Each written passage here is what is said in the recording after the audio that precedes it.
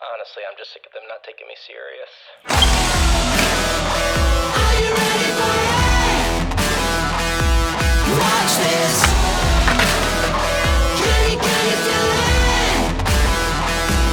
Watch this. Keep your eyes on it. Watch this, watch this. Cheers, everybody. On it. Watch this, watch this. Watch this. Hi, Darren. Welcome to Las Vegas. Watch this. Look at the size of these gummy bears. Watch this. We're here. Come on. Right, let's have a look at this studio. Yeah. Seriously, come over with the kids. Right. Yeah, Mate, welcome, this buddy. looks gorgeous. Yeah, it's coming together pretty good. Love it. Oh. I love this, like having some empty space. Yeah, My totally. best. You took the plunge. I did take the plunge. I had to Good for keep you. up with you. Good for you. Yeah. Yeah. And you've even got yours blue as well. Gotta have them blue. So, client in the front. Yep, they hang out over here. It's kind of their own zone there. That's a bit of a change for me because previously I was like, kind of had a line of sight to them. Whereas now I'm just like, I'm hanging out back here. But it kind of works out. Like, it gives me an excuse to stretch my legs, and like I'll periodically come in and like grab a chair and look at what they're looking at, and we can chat and still have a little bit of like interface when we need to. Right, I'm going to interview you formally. Okay, I'm gonna go put on a tie. Let's do it. If you could, that'd be great. So just before you see Cullen's interview, I want to mention that the music on the montage at the beginning of this episode is from Audiio, and they very kindly sponsored this video. As you know, I don't really do sponsored segments very often, and I only do it with companies who I'm very passionate about and whose products I'm genuinely using. So I just want to quickly tell you why I love Audiio. Those of you who follow my YouTube journey know that I'm not just passionate about colour, I love my music. So I'm on the Audiio Pro license, which gives you unlimited music and sound effects, all cleared for YouTube and social media and broadcast. And it's everything that I need for any project, really. They've also got this brilliant new feature called Link Match AI, so I can take a link from Spotify, YouTube, TikTok, SoundCloud, that sort of thing, put it into the AI search engine, and it'll go through the entire library and give me best matches in just a few seconds. And you get access to about 30,000 sound effects, and you get this thing called Elements, so you can remove things like vocals. It gives you access to all the stems, basically. And I can get you 70% off the first year of the Pro license. Just use the coupon code Darren when you go to the checkout. And Audiio isn't just for individual creators and filmmakers. The Audiio Enterprise subscription is ideal if you have more than 100 employees. So the Enterprise subscription is complimentary song search, it's got worldwide music rights, and a fully customizable subscription that's going to be just for your specific needs. So go to audio.com/Darren Mostyn, click on the Enterprise button in the top corner of the website, and be sure you mention me as a referral. And they're basically just a really nice company to deal with. They're all as passionate about music as I am. I'm going to put all those links in the description. Let's get back to the interview with Cullen. Cullen, good to see you again. Good to see you, buddy. On your new premises. Thank you. Yeah. When's the last time I saw you? It's been, oh wait, no, it hasn't been 2 years, because I saw you in Oregon 18 months ago, something like that. You sadly couldn't make the last. I couldn't make, I've ever taken. I landed in Portland and then immediately got into an airplane back to Los that's Angeles. right. Yeah, you actually got in the vicinity. Yes, exactly. I could have. You could have heard me if I'd yelled loudly, but only for about 10 minutes before I got right back on a plane. Well, you were missed, obviously. Yeah, thanks, man. So I'm en route to NAB. So doing my usual. Let's hit LA for a few days. Yeah, buddy. Come and see my favourite colorists. Yes. So I've got you way down the list. On the bottom. I mean, it's a stacked list. I'm going to see my favourite colorists. And I thought the route to not see you as well. I'm just glad to be somewhere in the it's always in the good queue. But the last time I saw you, you had a nice setup, but at home. In fact, you'd only just moved house, hadn't you? Yeah, we'd recently moved there, yeah. Yeah. So, another baby? Another baby, yep. Is that why you're here? Yes, it is. Yeah. My house is officially owned by humans under the age of 2 now. Yeah. I just, pay the water bill. My daughters are quite a bit older than your children, but that's when I moved out as well. So, yeah. Do you know what? We've got kids now. Time to get some grown-up studio space. Yeah, you guys do your thing here. I'm going to go and see if I can, do things off-site somewhere. So this is pretty impressive, actually. I've only been here for about 20 minutes. Oh, thanks, man. I am liking the space. It's a really good size. Yeah, I'm super happy with it. It's, as you'll relate to, it always takes a while to get nested and comfortable in a new space, but yeah, this one's come together with like, just getting all the pieces in place and making it feel cozy and optimized for client. And like you said, it's nice to have a dedicated kind of offsite space for doing your work. I mean, I think your client area is fantastic. You've got 77-inch. What is that? Yeah, it's the C3, the LG. Yeah. So, I mean, it's great. It's comfortable. And working behind, how are you liking that? Yeah, it's good. That one took a little bit of adjusting, but that's one of those funny things that's like, you're looking at the room and trying to figure out how do I make the best use of the room. As you might remember, at the house, I had a good line of sight so I could make good eye contact with but you my sort of clients. side on. Yeah, exactly, which I love. Like, I love that setup, but this room, it just doesn't footprint out to allow for that without things being really funky. Yeah. And it actually, it works out great. I've kind of gotten used to it, and I just try to make it a point to come out from behind the console periodically and let them know I have a face, not just a voice. So with the desk behind, does that stop the client? Because mine's at front. They get off the settee and they just want to see it closer. It's like, look, there's a 55-inch screen on the wall. You don't have to come. It helps. But the only downside is I've got my it's more of a counter, I guess, than a desk. There's a seat there that's very inviting to certain clients who are of that persuasion, who want to be kind of up in your space. So, and I don't mind, like that works out fine as well. But yeah, it definitely helps with like having your back to the room can feel very vulnerable, can't it? yeah. Like, who's sneaking up on me right now? What's happening? Well, often I'll turn around, they're asleep. Or they're on the laptop. Yeah. So, and actually what's nice is we've both, so you've got the XMP 310, which is the new Flanders Scientific monitor. Yes. The viewing angle on that, I don't know if it's blown you away, but it's absolutely blown me away. Totally uniform, like full 180, it seems like. Great. So I think that was always an issue with me having directors or DPs coming up front, is they're not quite seeing what I'm seeing. Yep, for sure. I think this is that's a real added part of that monitor. Yeah, absolutely. Yeah, and it's a great match to the OLEDs perceptually as well as by the numbers. I've got to get mine lined up yet. I've only had it a few weeks, but yeah, certainly enjoying it. Yeah. So where are we? Can you talk about what this building is, or is that a kind of secret? Yeah, no secret there. So we are in the Lola Visual Effects building. These guys are old friends of mine who I've known for a number of years, and it just was a good timing and good fit for me to take over some space here within the facility. And we're on the west side of LA, not too far from my house, and I think the clients like it better than driving to Marina Del Rey, which is where I was before. Yeah, and you say not too far when LA. Yeah. What you call too far, that's me going on holiday. It's all about timing. In the morning, it's like 15 minutes. When we drive, when I'm leaving here today, it's going to be like 45 minutes to get home. Yeah. So all depends on when you're trying to do it. Very good, very good. So how long have you been here?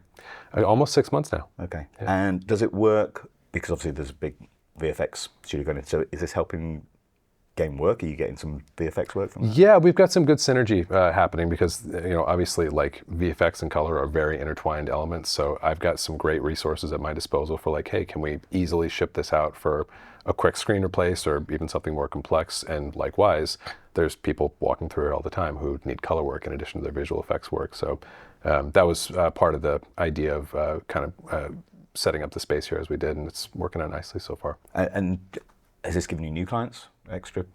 Or and are your other clients still happy coming out here? Were they? I presume they're in Hollywood anyway. Yeah, exactly. I mean, I'd say I don't think it's bumped anyone who was happy before, and it has led to an easier time of bringing in some new clients in terms of like location and like the amenities and all that stuff that is available here. And there's also just like all that boring stuff like security protocols and things that are a lot more buttoned up here than in my garage, if you can imagine that. Really? Yeah.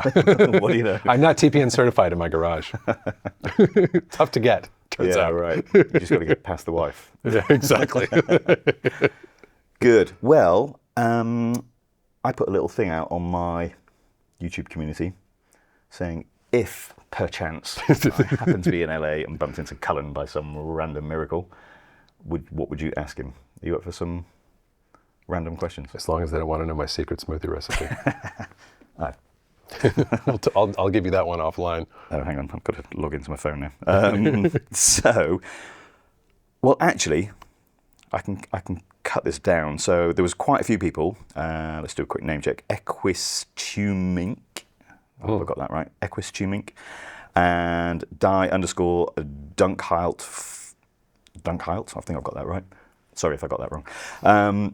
Most people seem to be inquisitive or asking whys, why our node trees are like they are, and I knew this would come up every Yeah. time. Because I think what's interesting, I've got my node tree, you've got your node tree. We're both doing very well teaching the world how to do color grading, but we're both actually working in a completely different way, and it's actually I find it quite interesting. I couldn't work with your node tree. I feel like I could work with your node tree. Oh, there you go. I see the logic of it. So we've got the answer. Yeah, there we go. I just gotta switch over. It's done. In fact, Equis Tubing says, I use a hybrid of your node graphs. Interesting. Yeah. You know what? And a collaboration would be fantastic. Should we design our own and sell it? Yeah, let's get together and make our own hybrid node tree. That's cool to hear that people are putting the pieces together and building stuff that works for them. Yeah. That's what we want, right? Yeah. It's actually great because there's no right or wrong way to get there, as we both know. Yeah. But I think with how my node tree works, because I do a lot of documentary work, so my main stuff is like music videos and documentary. But the documentary stuff, I couldn't work with your node tree because it's so sort of small. And I mean, I don't know if you work with a larger one. The one that I have on YouTube, if I'm being absolutely transparent, it is slightly larger for my documentary work. Right. It's too complicated to explain on YouTube each episode, so I have a bit more grouping going on than it is. But what you're seeing on YouTube is the real workflow. I've just taken it out the groups, and it kind of is a bit more than that as well. But for me, I do a lot of what's called like ripple grading. So I'll do a change, and then I just ripple it across to a group of shots, and I switch things on and off very quickly. So I have things pre-built. Yours seems to be a bit more, I don't know, you tell me, but I feel yours is, you're sort of crafting it for each job. Yeah. Maybe. Yeah, I think that's a good way of putting it, and we'll have to turn the tables. I want to grill you about rippling and the way you do that, because that's actually super cool, and I'm very curious about it. Yeah, I think for me, what I'm doing is I'm trying to, I'll give it to you this way. This is like an analogy I share sometimes. There's like a gaffer buddy of mine years ago gave me this great piece of wisdom about working on set. They're like, whatever your lighting package is on set, if you got a 1 ton, a 5 ton, a 10 ton, it doesn't matter how big it is relative to the needs of the production. Whatever that lighting package is, every single stick of gear is going to come off of that truck, no matter how big the truck is. So that's always my feeling with template node trees, is like, if I have more template or more nodes in my tree, they're going to get used. And if I have fewer, then I'm going to use fewer. Either way, I'm going to get to a similar result. Like, I don't think we're not getting to worse or better results based on our node tree. We're figuring out how to work within those constraints, is kind of my general philosophy. So I like a la carte. So sorry to interrupt. Are you then restricting yourself? Are you saying this is my? No, definitely not. This is my node tree. Definitely not. I will make it work within. No. Okay. No, it goes back to what you said. I'm kind of a la carte, going like, hey, if I need to spin up 20 more nodes to make this shot sing, that's what I'll do. Yeah. As opposed to having it sort of like the space pre-allotted, which, as I said, I do see the logic of as well, especially if you're having to do like a lot of nonfiction work or work super, super quickly. That does add a little bit of, that can add a little bit of time, drag if you're having to add that stuff over and over. Are you doing sessions where you have to do 300, 400, 500 shots a day? Generally, no. Yeah, I can't say I enjoy it, but unfortunately, it's what pays. Yeah, that's the gig. Food on my children's table. Yep. Yeah, we'll do them sometimes, but it's also like I think there is a bit of a difference if you're talking about like nonfiction versus like narrative, fiction type stuff. A lot of like the DNA or the identity of a shot that I'll grade, it's driven more by the overall like pipeline and the print stock, if you like. So there's not as much DNA identity being imparted by the grade itself. It's like by the time you get the right look in place, the right exposure ratio balance, kind of saturation levels, that's like 90% of what I'm going to do. Yep. Okay, so in terms of that on my node tree, this is where, because yours sort of branches off straight away. Yeah. So you're paralleling immediately.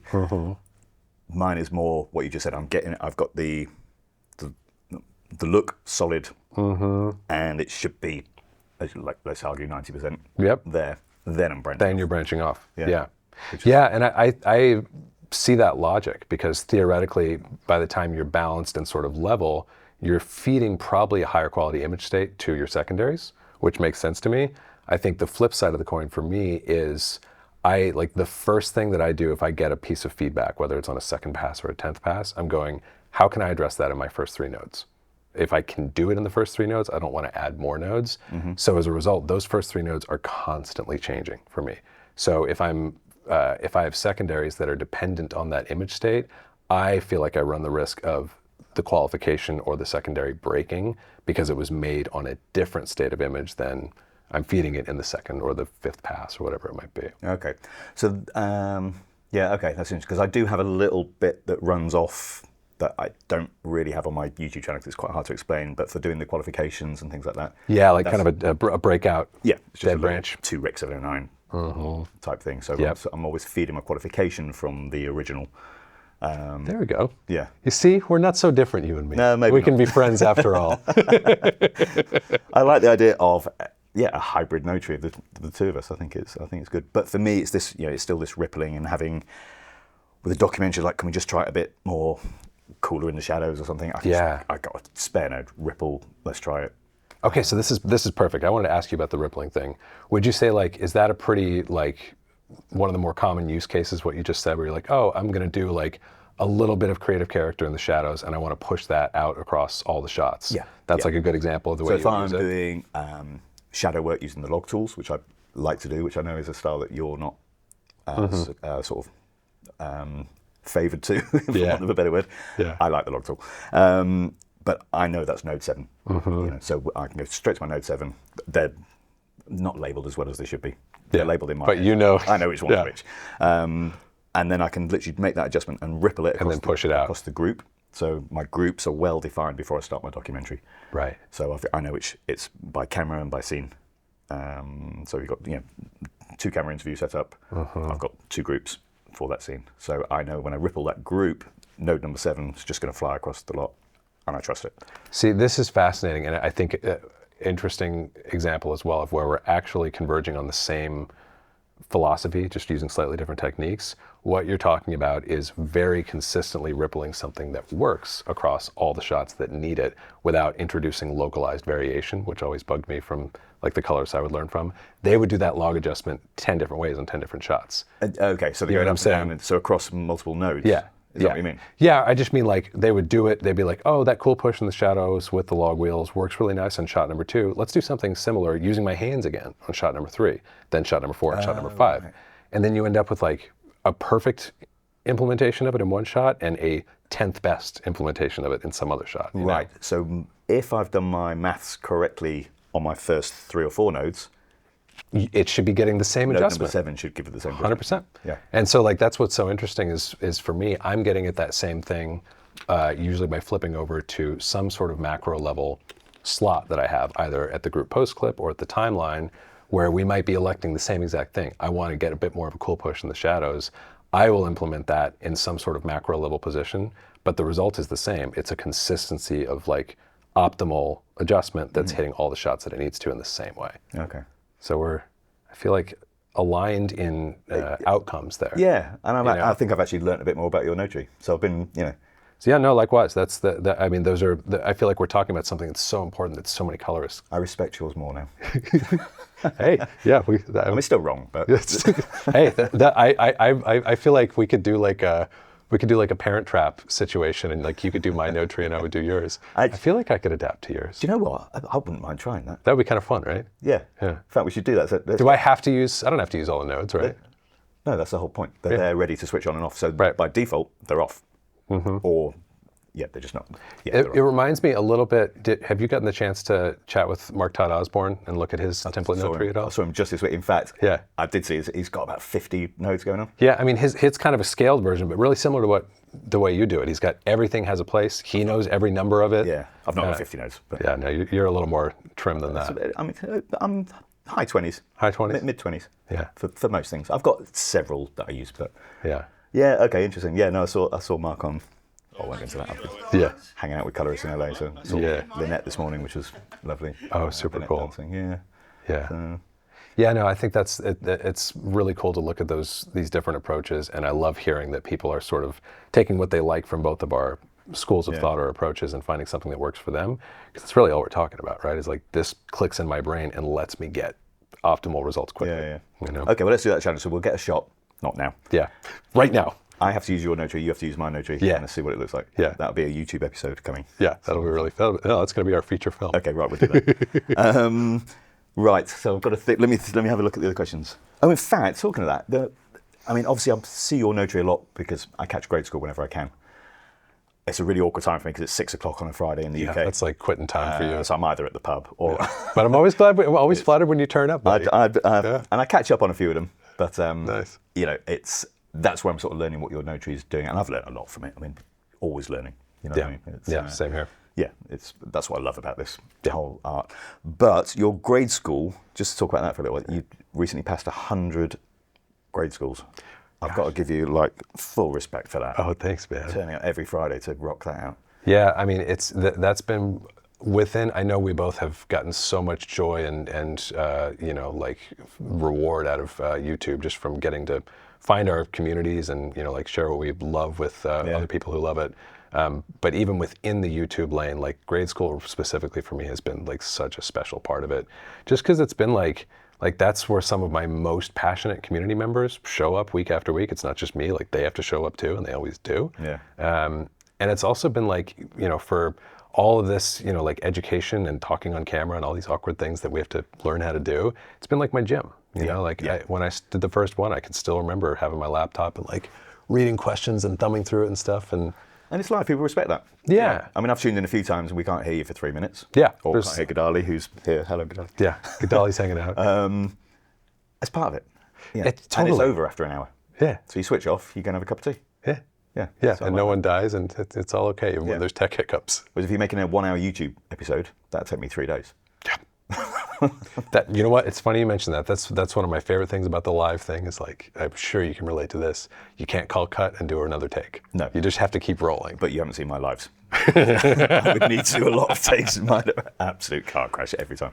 Yeah, I haven't seen. You've only done. You do them usually. Like you've done a few on the channel. I do, right? I give away stuff. So I'll do one at Christmas. Oh, I want some stuff. I got to come for the next one. come on in. Maybe I'll score something sweet. I do them every now and again just for a bit of fun. I used to do them every 10,000. But I've kind of, I don't know, the channel's growing quick. Yeah, you're gonna have to start doing them on a Friday cadence like me at this point. Exactly. Oh dear. So actually on the grade school, I know one question from our very good dear friend, Jim Robinson, Jim! who you know. And Yes, I do. he's got quite a good question actually. And I know he's probably religiously on every Friday. So every time I've popped in, he's That's my always dude. there. So Jim asks, do you ever read back the chat in the grade school presentations? There's a lot of conversation in there that I think would be of great interest to you. I usually, the only time I'll read it back is right after we go off the air, and I'm like, oh wow, look at all this cool conversation that was happening. But that's usually about the extent of it. Although he's totally right that every time I look at it, I'm like, yeah, that's a lot of really good discourse. I feel kind of similar to that way, like in my Discord community, we're like 1,000+ members strong now, and Really? I really can't describe the cocktail of feelings I have about the community. Like, it's the best color grading community that I've ever encountered, and there's only awesome knowledge being exchanged, like free-flowing 24 hours a day, 7 days a week. But it's like somewhere between excitement and total overwhelm at this point, because like I just don't get the chance to like digest it all on a regular basis. So these are people who've been on your Color Academy. Yep, these are alums of my Colorist Career Accelerator course, who that's part of the benefit of joining is become part of a community of professional colorists. And I think what's good about that, I do one for my masterclass. I've got a Facebook group. You've got to have done the masterclass first, but everyone's then at the same knowledge. Yes, so what's exactly. being shared is actually really interesting, and they're not asking very basic questions, which I've got no problem with. But Right. No, that everyone's got a certain commitment level at that point, which is great. But I find that everyone really helps each other as well. Like For sure. The Facebook almost runs itself. I don't, obviously Same. I participate, but Same. They're just helping each other out. It's fantastic. Well, and I feel like that's like, we've chatted about this before, but that's one of the most fun things that I feel like you and I have gotten to participate in is watching the color grading industry go from being very secret saucy and sort of gate-kept to a much more open exchange of ideas and information. Yeah. And it's cool to like just be along for that ride. Yeah, you know? exactly. Just share information. You're still learning. We've just been chatting earlier. Yeah. We both just picked up some new knowledge. Yeah, totally. You schooled me on my node numbering. Yeah. So it's I love it. Yeah, absolutely. Let's see if I've got any more for you before we wrap it up. Yeah, what else you got for me? What do you think about HDR for YouTube? Without opening up a whole HDR world of. You know what? What I can say about HDR for YouTube is we recently delivered an HDR film for YouTube, and I think the punchline is that we figured out like a repeatable process for doing it. But full disclosure, I wasn't the one like in the trenches figuring it out. It was one of my very smart team members.